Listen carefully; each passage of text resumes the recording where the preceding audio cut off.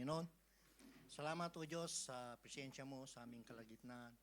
Pinupuri ka namin, sinasamba ka namin sa Espiritu at katotohanan.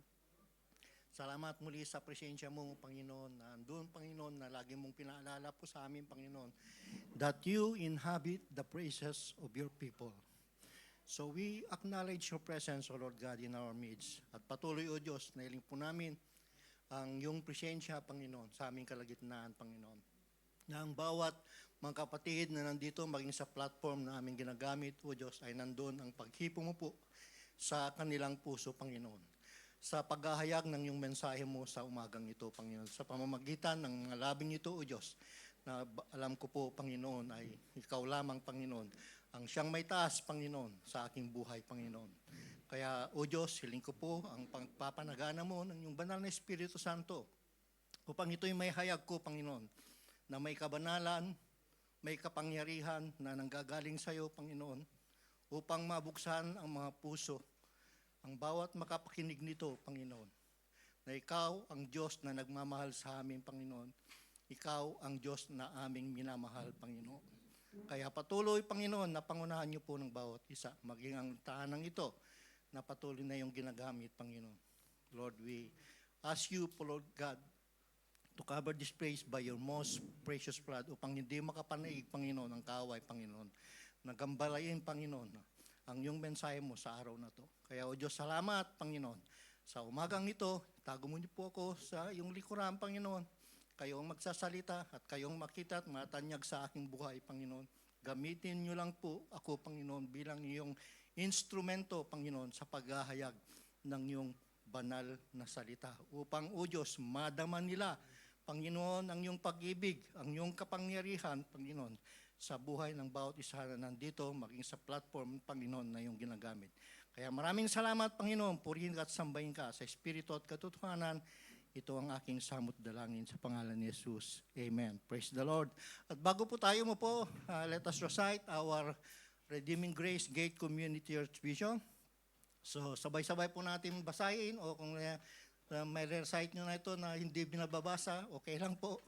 So Redeeming Grace Gate Community Church is a Christ-like community where everyone is a minister of God's Word, providing a divinely comforting home with passionate worshiping members, equipped and committed leaders, and with abundant resources, reaching out people in the Philippines, in Qatar, and the rest of the world. Hallelujah. Tayo po yung makaupo na. Amen. Praise the Lord. At tunay nga ang presensya ng Panginoon ay nandito sa ating kalagitnaan na kung saan ay yung pagpupurit, pagsamba po natin ay tunay nga na andun, bukal sa puso ng bawat isa. Hindi ba kayo naantig po doon sa ginawa ng Diyos kanina sa buhay ng bawat isa po sa atin? Amen? Dahil alam po natin na ang pagpupuri sa Diyos ay nandun sa Kanyang, ay nandun siya sa ating kalagitnaan. Amen po ba? Amen. Kaya let's not forget that because gusto po ng Diyos na we will fully engage sa Kanya sa umagang ito. Amen? Hallelujah. So, batid po natin sa ating kapaligiran, amen, ay nandun ng mga tao na sa mga lahat ng bagay na kanilang ginagawa, kung ito yung tinatawag na they have fully engaged sa mga kanilang minagawa, it bear fruits. Di po ba? Kaya sa umagang ito ay nandun nga ang ating talatalakayin ngayon. Paano ba tayo mag-engage sa Diyos? Suwe-suwe lang ba? Kunti-kunti lang ba? O dapat talaga na we have to fully engage with God? Amen? So, ito nga, maraming bagay na dapat po natin ipagpasalamat sa Panginoon sa araw na ito. Amen? Dahil muli ay bubuksan niya ang ating mga buhay tungkol po sa mensaheng pong ito, Panginoon. Because ito po yung mensahe ng Diyos na sabi nga sa ating teksto ngayon sa Deuteronomy verse 6. Deuteronomy chapter 6 verse 4 to 5. Love the Lord your God with all your heart, with all your soul, and with all your strength. Amen? So, matutunghayan po natin yan. Amen? So, sabi nga po dito, if we fully engage, amen? At gagawin po natin yan sa ating pananalig. Sa trabaho po natin, we fully engage. Di po ba? Kung may pinapa-submit sa atin, we fully engage in that work upang may submit po natin on time. Yung mga bagay na hiniling sa atin ng ating kumpanya o ating mga boss. Di po ba? Para magawa po natin yun, we fully engage. Engage. Amen? Pero, tignan po naman natin kung if we fully engage sa ating pananalig sa ating Diyos. Kung what if we will do the same thing, amen, with our faith, that we fully engage with our faith in God. And what if we took our faith, sabi nga po dito, to more than we thought it could be. So, as believers, we fully engage. If we fully engage, alam niyo po mangyayari, undeniably, or we shall say, we undeniably dedicate our lives to Jesus, or yung nandun po yung masidhing commitment po natin. Amen? Sa gawain ng Diyos o sa pagmamahal natin sa Diyos. Even dahil kung gagawin po natin yan, maaaring masusupresa po tayo. Amen? Na nagagawa pala natin ito if we fully engage, not ourselves, but the power of God. Amen? So, anong mangyayari if we fully engage with God? Definitely, He's God, unlimited. You are unlimited then when you are fully engaged with God. Amen? Ibig sabihin po yung fully talagang lahat-lahat, binigay mo na. Kaya nga yung teksto po natin, di po ba? Sa Deuteronomy chapter 6, verse 4 to 5. All, sinabi mo doon eh. Amen? Love the Lord with all your heart, with all your soul, with all your strength. All, meaning fully engage. You have to fully engage with God. Yung buong katauhan mo, bibigay mo sa ating Panginoon. Amen? Anong sabi ng ating Panginoon? Put your heart, put your soul, your strength, and in your mind into it. So ano pong sinasabi dito ng ating Panginoon? He was talking about loving God. He was talking about knowing God. He was talking about pursuing God. He was talking about being fully engaged in God. We must be fully engaged with God. And that's the title of our message today. Fully engaged with God. Nakikita niyo ba yung mga atleta, di po ba?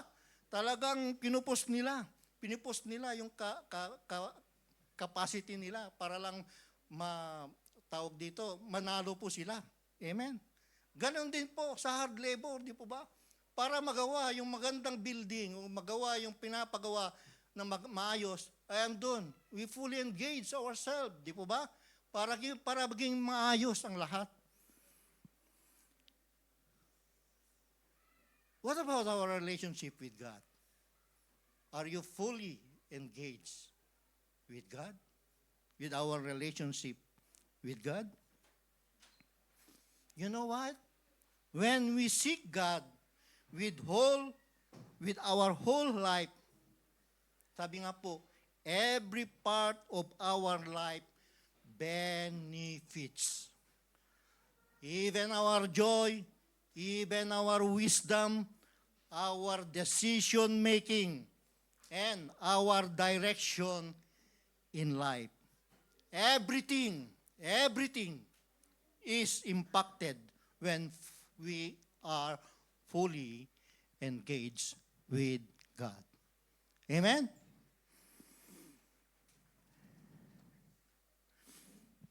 So, sa umagang ito, what does it really means to be fully engaged with God? How do we even talk with Him? How do we love God? How do we engage with God?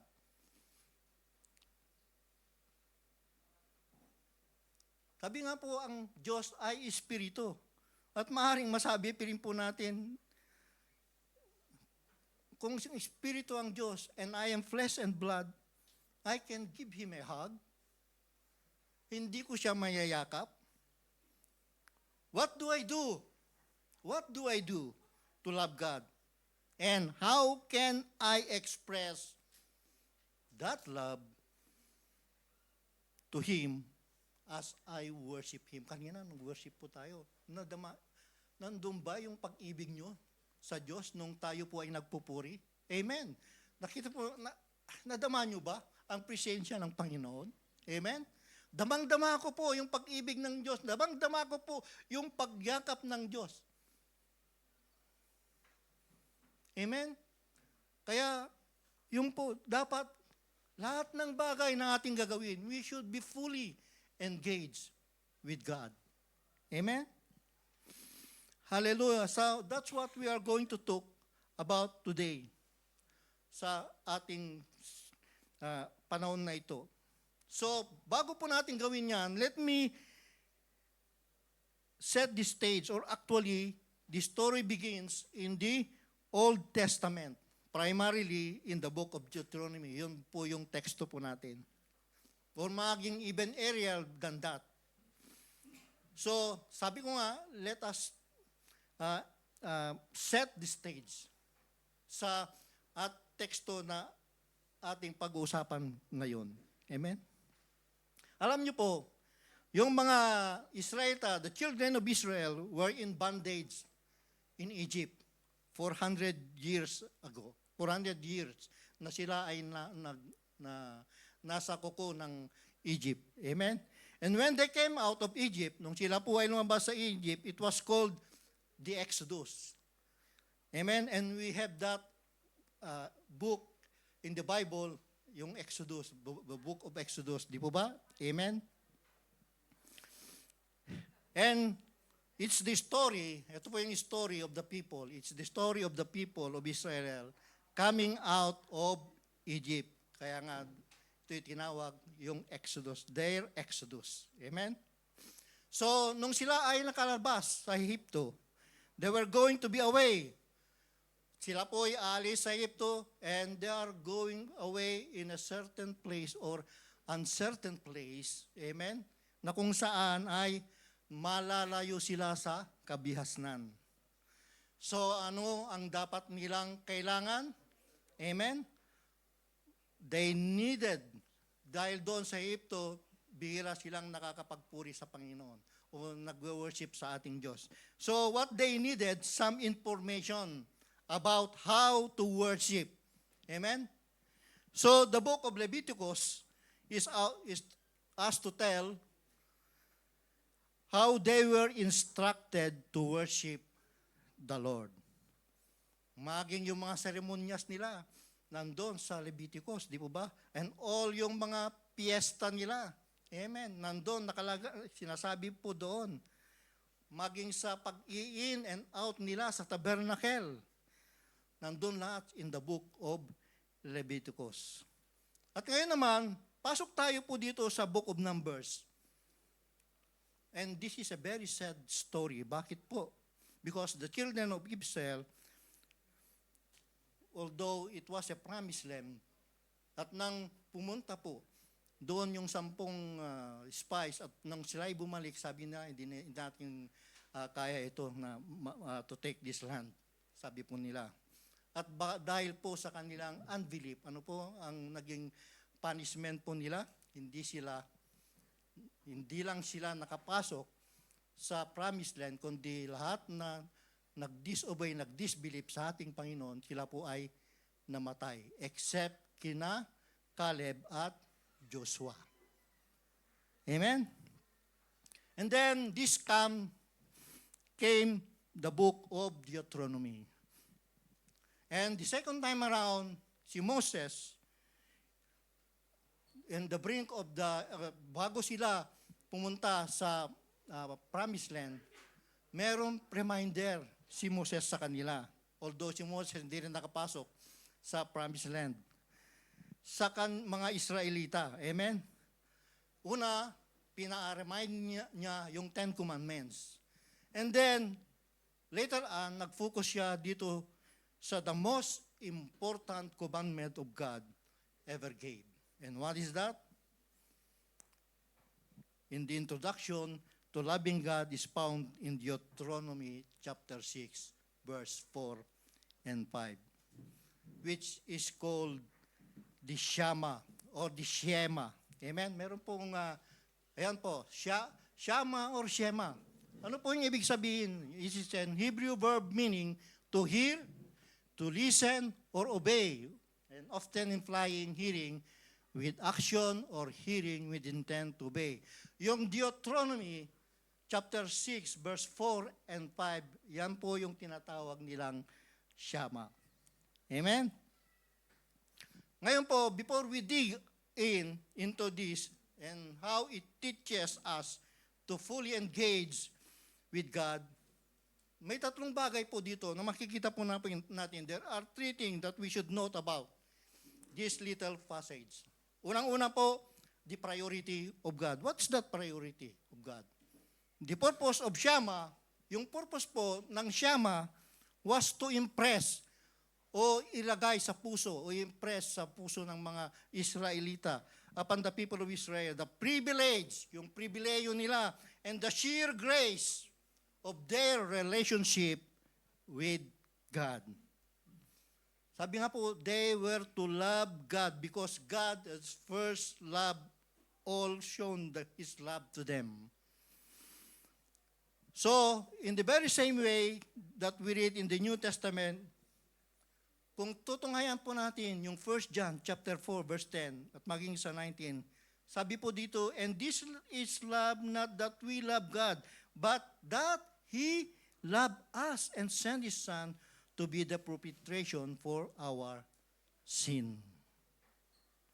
And in 19, we love Him because He loved us. Amen? And the second point, which is this is a very interesting word, yung the particularity of God. Dito, we can read in Deuteronomy chapter 6, verse 4, Hear, O Israel, the Lord our God, the Lord is one. What does it means? Kaya nga, in order to understand the meaning of this, we have to see again the backdrop. Titignan po natin yung backdrop of where itong mga Israelita nanggaling at saan sila ngayon ay pupunta. Amen? Kagaya ng, for instance, they have come out of Egypt. Di po ba? They have come out of Egypt, a land full of idolatry. And where are they heading? Saan sila ngayon pupunta? After Egypt, na punong-puno ng idolatry, sila po ay pupunta na ng Canaan.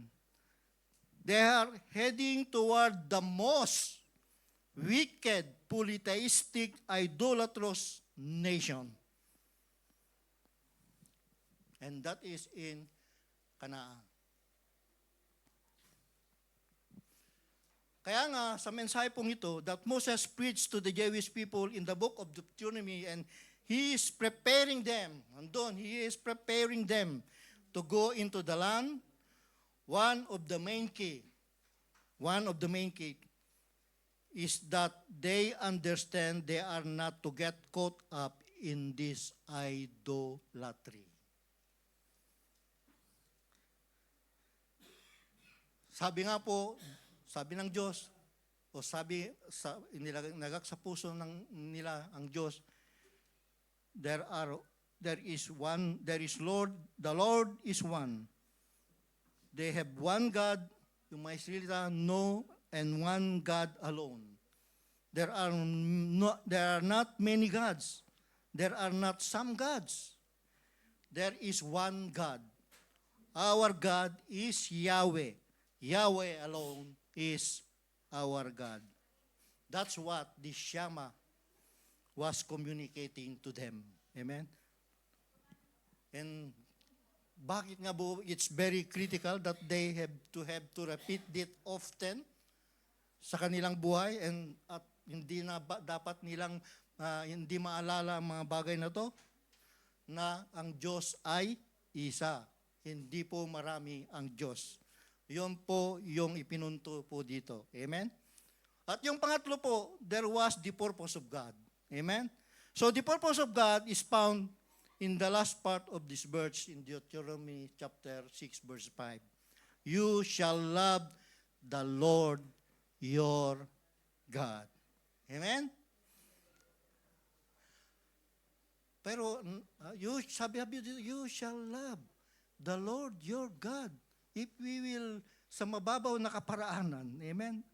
It sounds very simple, di po ba? And it's not very hard. It's not very hard to comprehend or to understand, to love God. But alam niyo pa, there is more a profound or deeper meaning dito sa verse na ito. Unang-una kasi, how can we command, amen, somebody to love? Amen? In our culture, how can you command somebody to love? Alam niyo po, yung pag-ibig is not something you do by virtue of a command. Amen? At least not the way we think of it. Kaya nga, sabi ko kanina, in our culture today, love is an emotion. Love is a feeling. Love is something right in here when you hear that person that is special to you. Love is more something. We know about love at least normal lang. Amen? Pag nabanggit yung love, it's like very normal to us. But you see, biblical love, amen? Biblical love is not merely an emotion. It's not just a pleasant disposition towards somebody else, but it is a commitment that is demonstrated by your action. Amen? So if we read John chapter 14, verse 15, if you love me, keep my commandments. John 14:21, he who has my commandments and keeps them, it is he who loves me. John 14:23, Jesus answered and said to him, if anyone loves me, he will keep my word.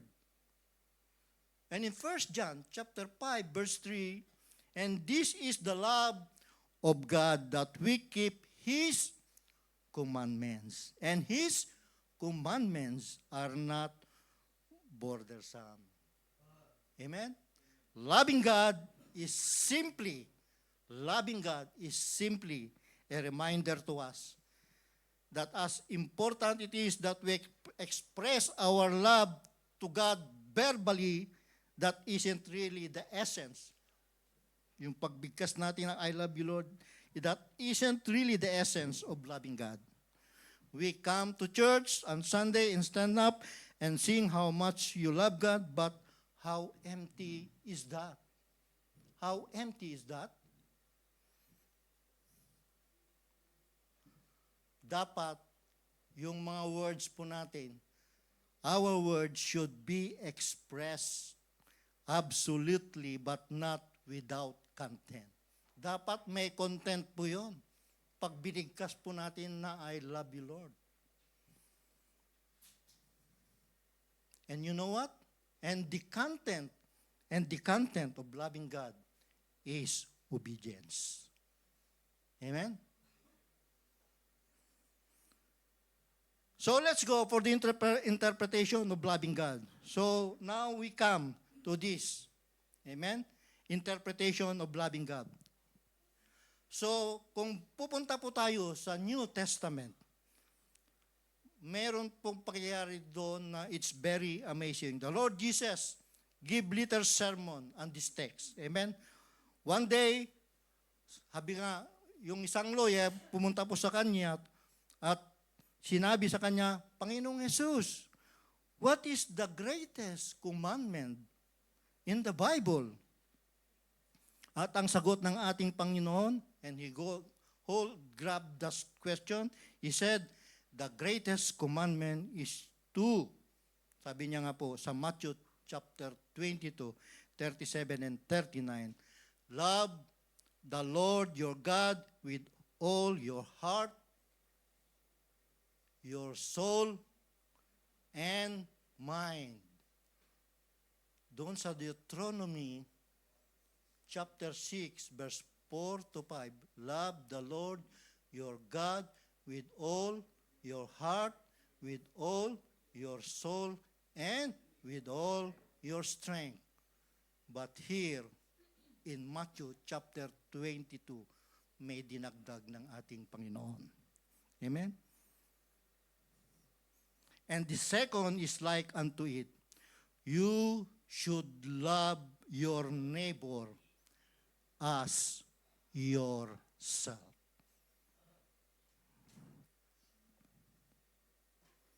So when he was asked about the greatest commandment, he answered by giving them two commands. Okay?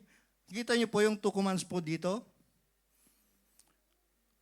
Yung una, yung Shema. He added the command to love your neighbor as you love yourself. Dito, he lists two commandments, but he has only lists one command. Paano po yun? Kasi ang kinukommand ng Panginoon dito ay pag-ibig. Kinukommand ng Panginoon dito as one ay ang pag-ibig. And by making love of your neighbor, actually part of loving God.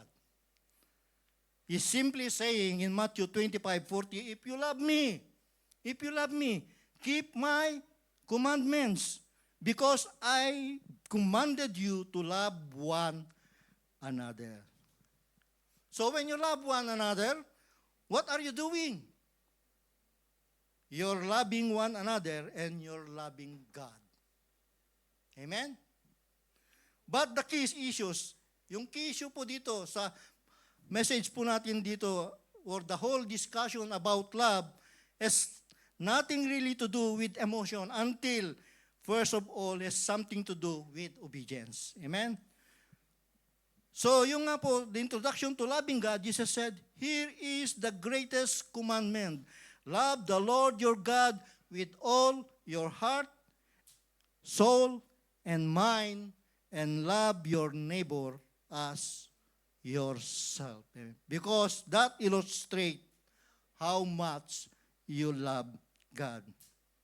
In real sense, mga kapatid, in that we cannot love God unless we love others. And Jesus himself, sabi pa ng Panginoon, on one occasion, if you do it unto one of the least of these, my brethren, you will have done it unto me. So, how we treat others usually is a pretty good illustration of how we treat God. Amen? Now we go to the implication of loving God. So, the fully engaged part of this message is caught up in one little word in Deuteronomy chapter 6, verse 5. And it's the word all. It's the word all. You shall love the Lord your God with all your heart. That means we have to fully engage. Amen? You shall love the Lord with all your soul. Fully engaged. And with all your strength. Fully engaged. Amen? So, loving God, we have to fully engage in loving Him. All part of our being. Body, soul, spirit, and strength, and mind. Lahat ng parte ng ating katawan. Kasi kung yung strength, lahat naman gagana ng katawan, di pa ba yung strength mo yun eh? Kabuuan mo yun. And so, notice in the text also, there are three things we're told that are a part of loving God, loving God. Ano po yung una? Loving God with all our heart. Amen? Loving God with all our heart. Alam niyo, yung heart in the New Testament and even in the Old Testament, it wasn't necessarily what we think of as the heart, literally. Puso, literally. Amen? The heart tandaan po natin dito, the heart represented the center of command in your life. Amen? Where decisions were made, where plans are hatched, it is the control center of the inner being. It's the controls of your feelings, your emotions, your desires, and your passions. Kaya nga, what we were told to do here is to love our God with all our thoughts, to love God with all our choices. We have to love God with all our decisions. Love the Lord your God with all your heart. And now the second one, loving God with all your soul. So, what does that mean when we say loving God with all your soul? Because the word soul, amen, is a word for who we are as a person, including body, including spirit, and all of that. Amen? So your soul is the life that you live. Amen? It is used to express the self with all of its emotion, desire, the personal characteristics that makes you who you are. Because when you die, your soul goes to heaven. Love the Lord with all, love the Lord your God with everything that is inside you. Amen? Love the Lord God with everything that is part of you. And yung pangatlo po, loving God with all your strength. I'm talking about Deuteronomy here, okay? And then he says, with all your strength. What does that mean? Ano pong ibig sabihin po nito? This is not simply a term pa sa mga tao who work out o nag-exercise. Amen? Although, it could be included. Amen? Literally, the Hebrew word for strength, ito po yun. It's the word very muchness. Very muchness. Love the Lord with all your very muchness. Amen? Now, doon po siya siyama, there's only 3 categories. Yung Hebrew chapter 6 verse 4 to 5, sa Deuteronomy chapter 6 verse 4 to 5. Amen? Only 3 categories. But if you read carefully, you know that when Jesus got hold of this passage, meron siya pong idinagdag. Loving God with all your mind. Amen? Loving God with all your mind. So he added the 4th one. He says, you're to love the Lord your God with all your mind. Wala po yan sa Deuteronomy passage na ating teksto. But it is in the passage in the New Testaments in Matthew chapter 22, verse 37 and 39. And I think it was put in there upang makita natin kung ano yung puso ng ating Panginoong Jesus. So the Word of God tells us that we're to love the Lord our God with all our minds. Lahat ng ating kaisipan. Kasi kung minsan yung ating kaisipan kung saan nagtatravel dapat nakapokus lang po tayo sa ating Panginoon.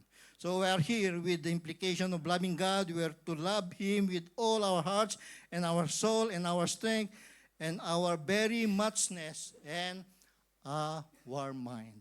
Amen? So we will now go to the fourth one, the illustrations of loving God. Amen? So, kukuha tayo ng mga, mag-illustrate po yung pag-ibig ng Diyos. Now, if we talking about this matter, amen? Has anybody have done that in the Bible? Panginoong Jesus, di ba ba?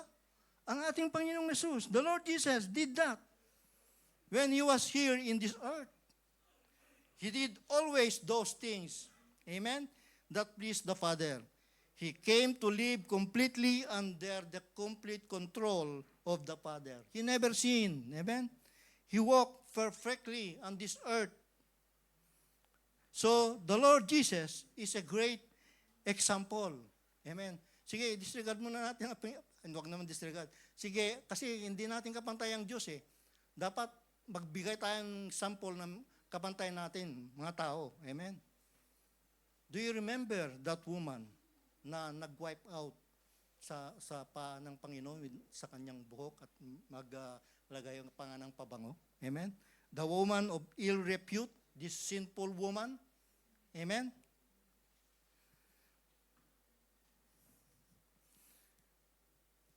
And the Bible tells us, doon po sa Luke 7, basahin nyo na lang po, that she showed up one day at a meal where Jesus was in attendance in a Pharisee's home.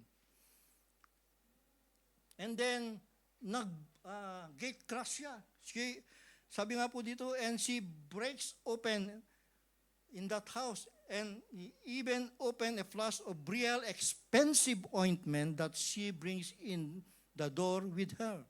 And weeping over Jesus' feet, she pours that oil all down on his feet, and she wipes his feet with her hair, anointing them with oil. Amen? So let me just add this dimension, okay? This little dimension to how to love God. The secret to loving God much is contemplating the immeasurable debt Jesus paid for you,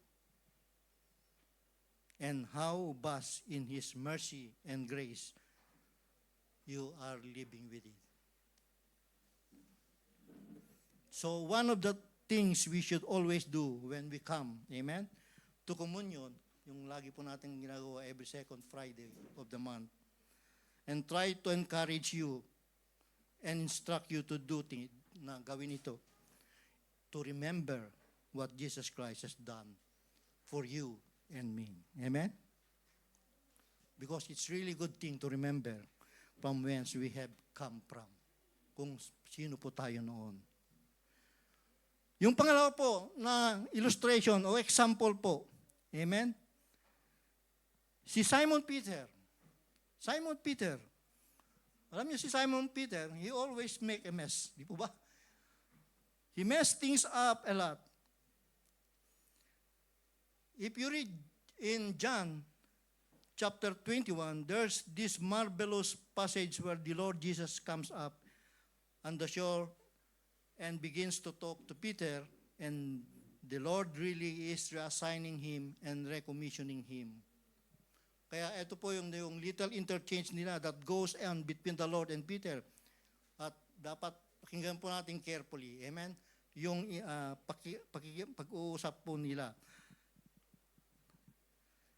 Sabi po sa John 21, verse 15 to 17. So when they have eaten breakfast, Jesus said to Peter, Simon, son of Jonah, do you love me more than this? And he said to him, yes, Lord, you know that I love you. And he said to him, feed my lambs. And he said to him again, a second time, Simon, son of Jonah, do you love me? And he said to him, Lord, you know that I love you. And he said to him, Jesus said to him, tend my sheep. And he said to him the third time, Simon, son of Jonah, do you love me?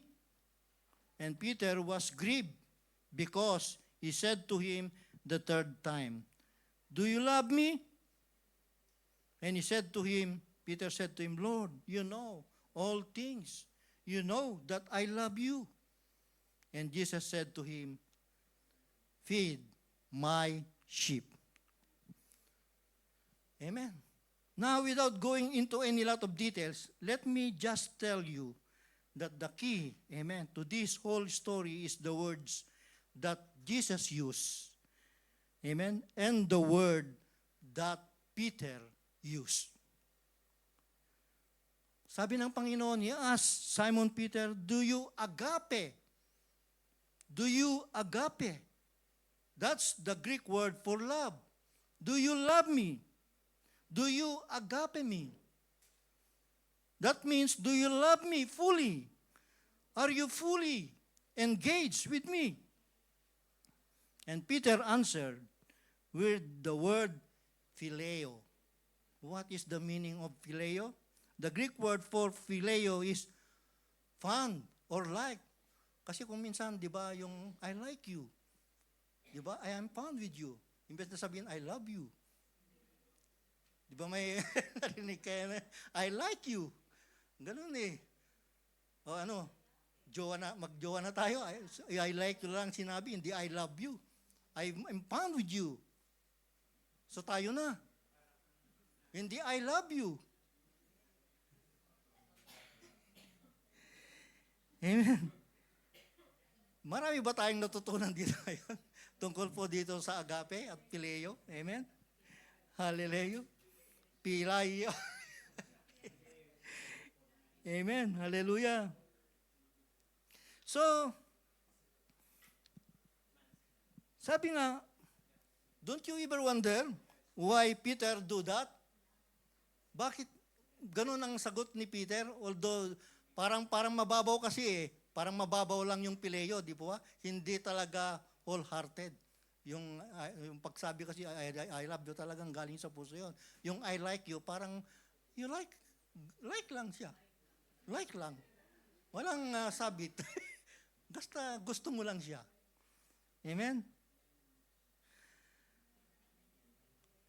And so, we have to realize, ano po natin, we have to realize that Peter had violated, amen, the whole content of agape love because he had not done the things he was told to do.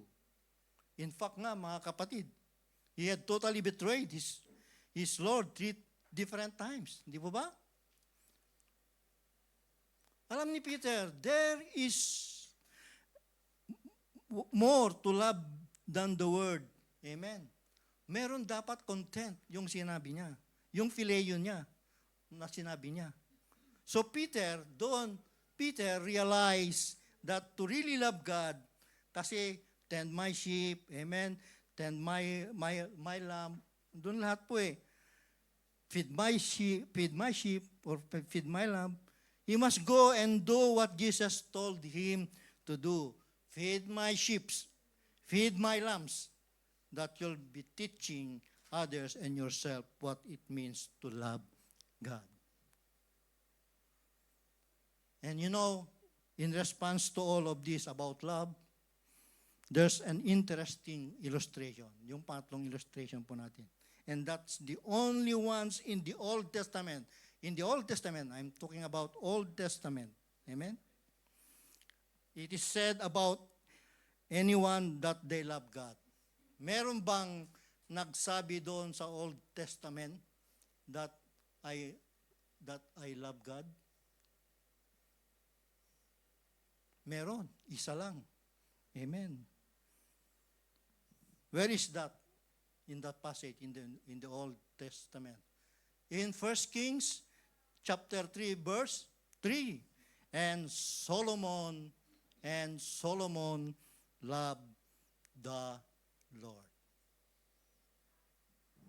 Nowhere else in the Old Testament does it say David loved the Lord, or it says Jonathan loved the Lord, or it says Samuel loved the Lord. It's not there. No one, not even the psalmist, ever declared that he or she loved Yahweh. Amen. Only Solomon in 1 Kings chapter 3, verse 3.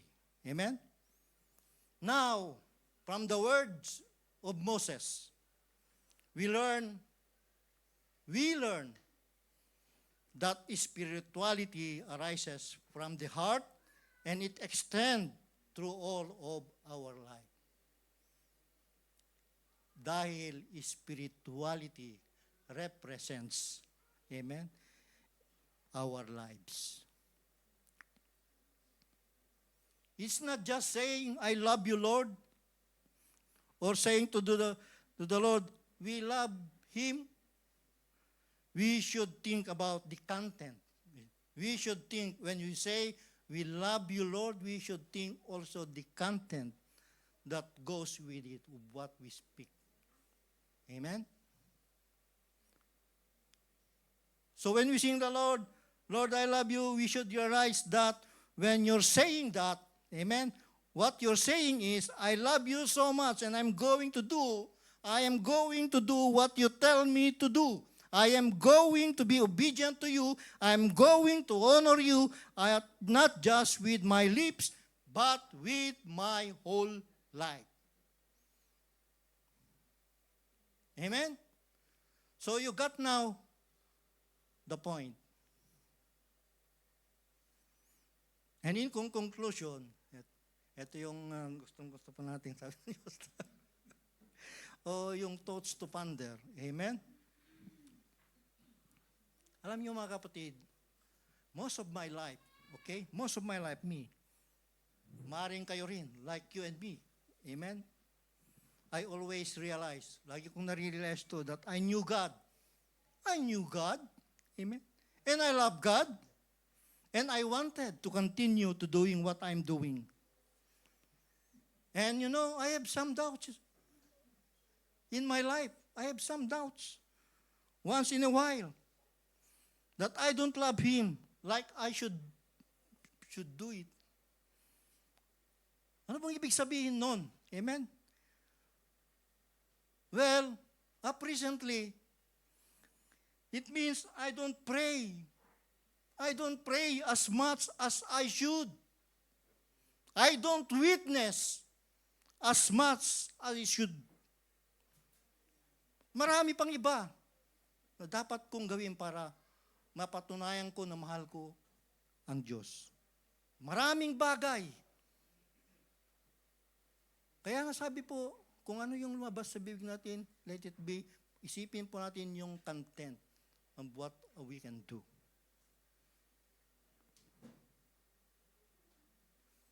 You may not be loving God as much as you should, but probably you're loving God more than you thought. Amen?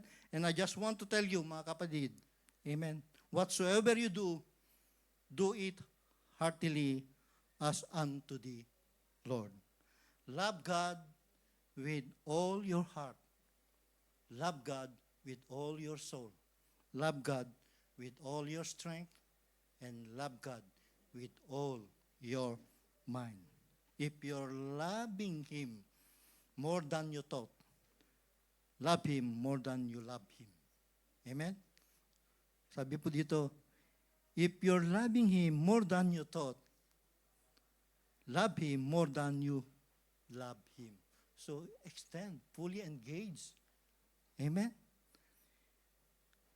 So we're not just coming to church to sing praises to His name. You love God when you live for God. Amen? Let's commit ourselves as we enter this new season, 2026. This year is going to be a year. This year is going to be a year when we live for God. Amen? Live for God with all, what? With all our heart, with all our soul, with all our very muchness, and with all of our mind, by the grace of God. Let that be our commitment. God bless us all. Let's all arise and let us pray. Amen. Lord our God, you're alone, our God, and there is no other beside you. We thank you for speaking, Panginoon, to us through your word today. And Lord, teach us, turuan niyo po kami, Panginoon, na umibig sa aming mga kapwa, hindi lang sa aming mga kapwa o sa bagay na yung inilahad sa amin sa umagang ito, Panginoon, na ikaw ay aming iibigin, Panginoon, with all our heart, with all our soul, and with all our strength. Hindi lang po sa aming sinasabi, Panginoon, but in the way we live each day, O Lord God. Let your love for you shape our choices, maging aming mga prioridad, Panginoon, at maging aming mga relationships toward others, O Lord God, and towards you, Lord. Kaya, O Diyos, hiling po namin na isulat mo ang iyong salita, Panginoon, sa aming mga puso. As we go from this place, help us, Panginoon, na we walk in obedience in you. To remember who you are, Panginoon, and to reflect, Panginoon, yung pag-ibig mo to our families and to our communities and to the world around us, Panginoon. May our lives declare that the Lord is one and that you are worthy of all that we are. So Lord, here we are. We offer ourselves to you again, trusting in your grace and guided by your Spirit. We pray all this to Jesus Christ, your Son,